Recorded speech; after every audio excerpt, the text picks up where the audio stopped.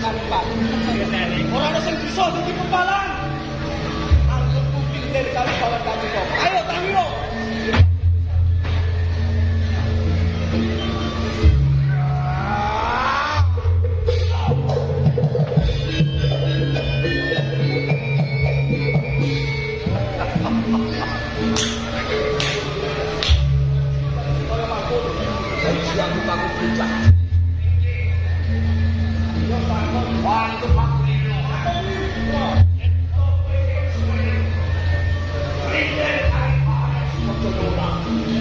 Ayo, kowe lan utang suwe paroko.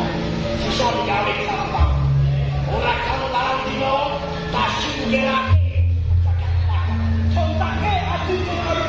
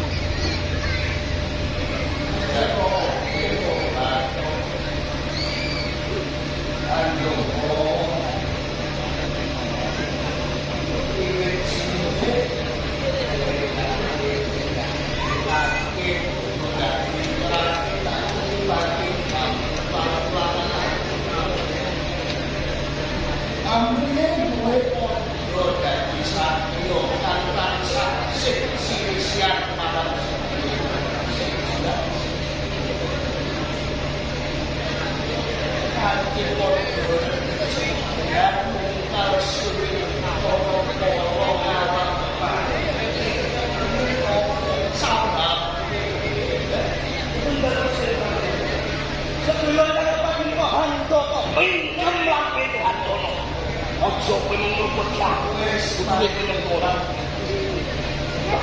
Koyo mangkono kuwi kowe padha karo kakake wong tuwa.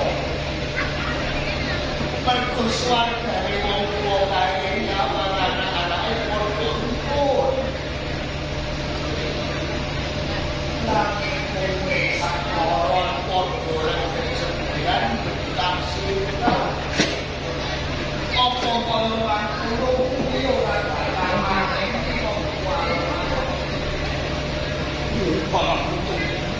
Romo jiwa kemudian kamu perkawis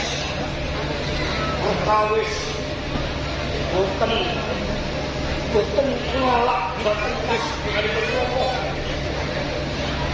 Andon lan Handoko putra wonten ing Kabupaten Sebodo ing mangkipun mereka menang rinten Kalibawan Romo Kabupaten dari Kabupaten Sebodo namun putra yang kapulah pada semongko namongko belum mau siap bak kedahipun Handona mendono pilih putra wonten ing Sebodo ingkang kapulah pada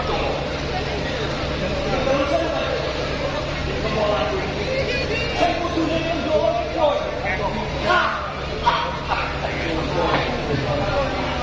kudu kowe perkara wong hebat nganti paten ngaten